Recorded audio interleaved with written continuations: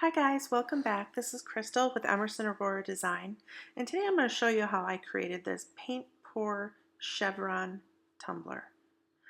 I sanded, prepped, washed, and spray painted a 25-ounce straight cup, and I'm going to take three paint colors, magenta, yellow, and blue. The blue is a metallic, and I'm going to mix those with the Floetrol. This is basically prepping paint like you would for a paint pour tumbler. This is a similar setup for that, but I'm going to do it with a twist. So you want to make sure you have something underneath your turner to catch the paint that falls off because this will get messy. I already had two colors, some of the two colors mixed up, so I'm going to show you how I do that here. I'm putting some of that paint into the little cup and mixing Floetrol in there. For this, I think I did probably about 1-to-1 ratio of paint to Floetrol. I wanted it to flow. This paint from Michaels, the Artist Loft paint, it's an acrylic paint. It's very, very thick paint. So I use more Floetrol for this than I would if I was using other acrylic paints. Just use your judgment. If your paint is on the thin side, you would use less Floetrol. This blue is a blue metallic. It's very pretty. You can see I used quite a bit of Floetrol and the paint still turned out a little bit thick. So just use your judgment with this. You want it to be probably a little thinner than a honey consistency. You want that paint to be able to drip and move.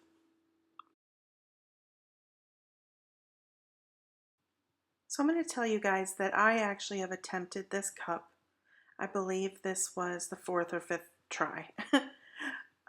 This was a learning process. It's a technique that I saw on a TikTok video, and I don't really know who the original artist was that I saw do it.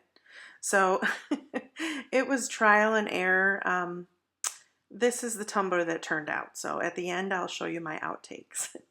So I'm taking that fan brush and I'm just kind of laying down a base layer of the paints that I want where I want them to be. And they are mixing a little, and that's perfectly fine. It's basically to cover up any white, just to make sure that I cover everything.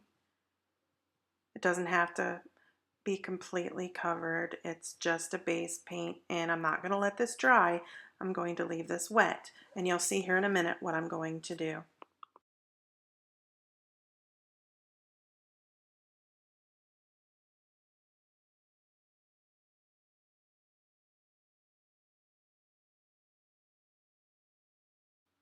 So I'm going to take each paint and very lightly, it is very important, you guys, because you will see at the end how many mistakes I made on this cup. Pour a very thin coat, a little drizzle of the paint in the area that you want. This paint will move, it will blend too much, and then you'll have mud. Like I said, this is like, I tried this several times.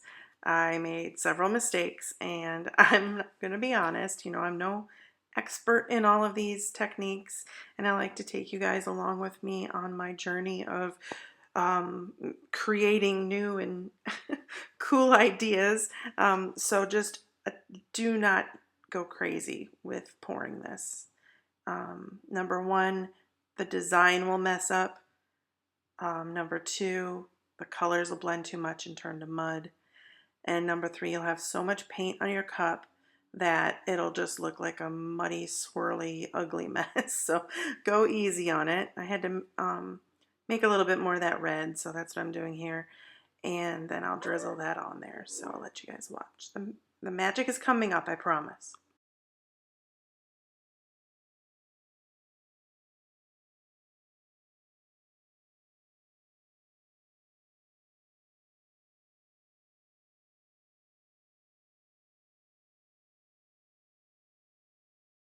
Because this cup has so much paint on it, you're going to make sure you're going to let it spin. I'm just kind of going ahead of myself here, but you're going to let that spin. I let that spin for about 24 hours and the paint dried nicely before you go in with any thoughts of even touching resin to it. So I'm just telling you that now.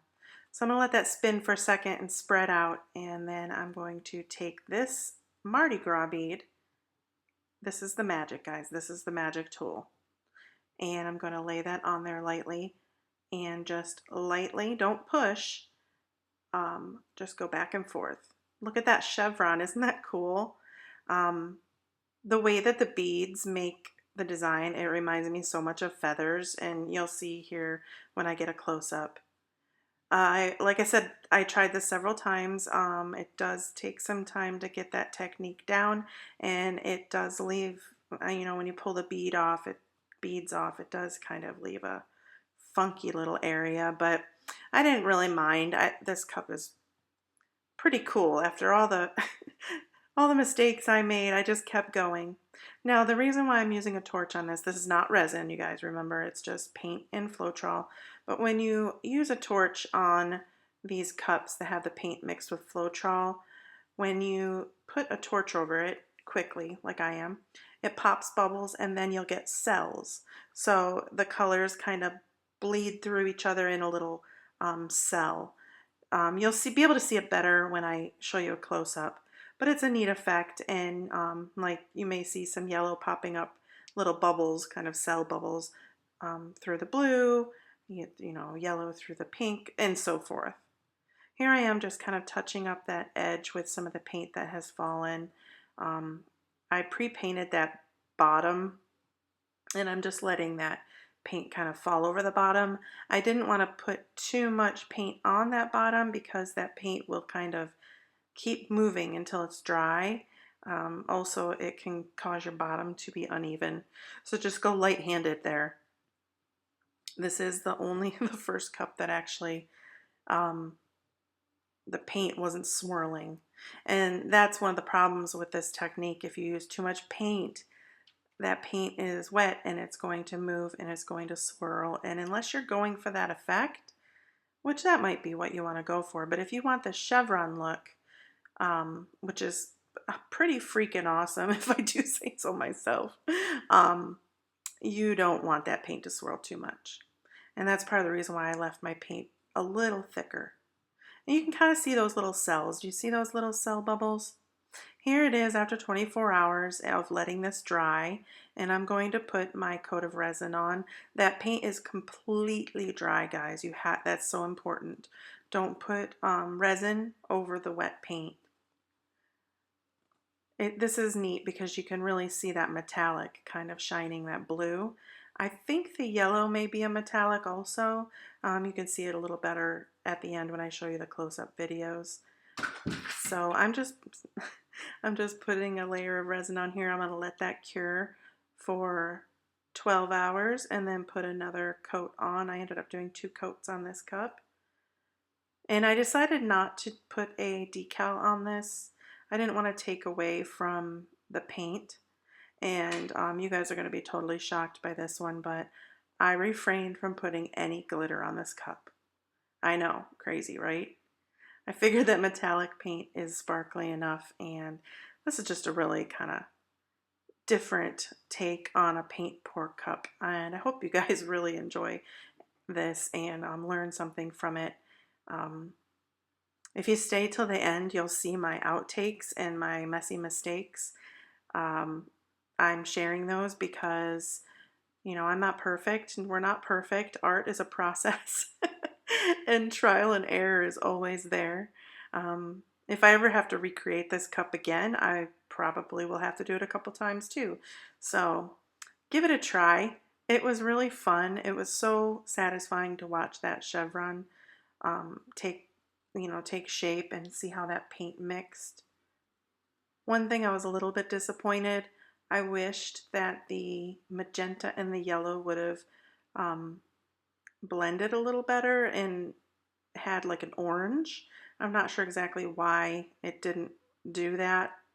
Also, I was kind of hoping that the magenta and the blue would create a purple, but for some reason, and you'll see in my outtakes, the yellow and the blue just kind of take over and they mix, and you get a lot of green, and you can see a lot of green on this cup, but it turned out the way I wanted it. So if you guys give this tumbler a try. I'd love to see your pictures or your videos. I love watching people create beautiful things, and that's why I decided to start my own YouTube channel to share with you guys. So I'd love to see your own creations.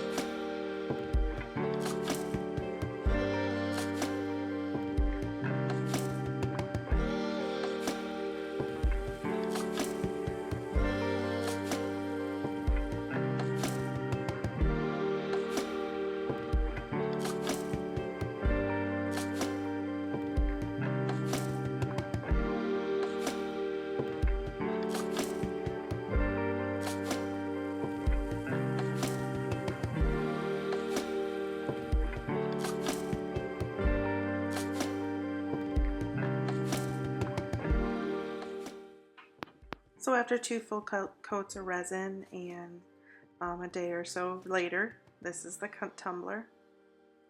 It is so pretty. Every time I look at it, I see different aspects of that feathering. Sorry about this one video, it's a little bit funky, but I'll get a better one here in a second. But it reminds me of peacock feathers in a way. I just think it turned out really neat. And I would definitely try this again, maybe with some different colors. Paint pours, they're a technique that take a little getting used to. I hope you guys enjoyed this video. Thank you so much for watching. If you're new to my channel, hit that subscribe button. Give me a like, a comment.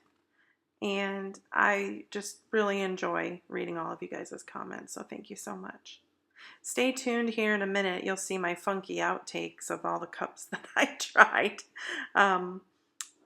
Thank you again. You guys have a wonderful day and happy crafting.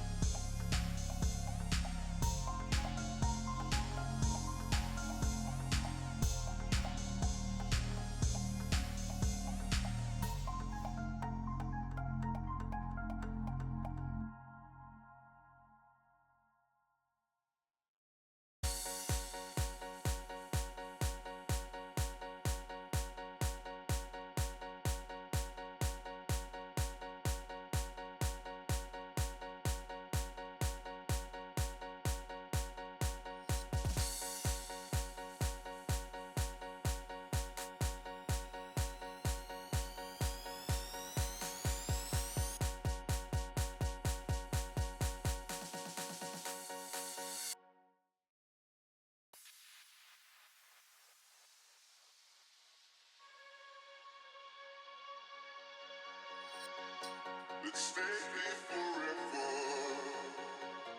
'Cause we are the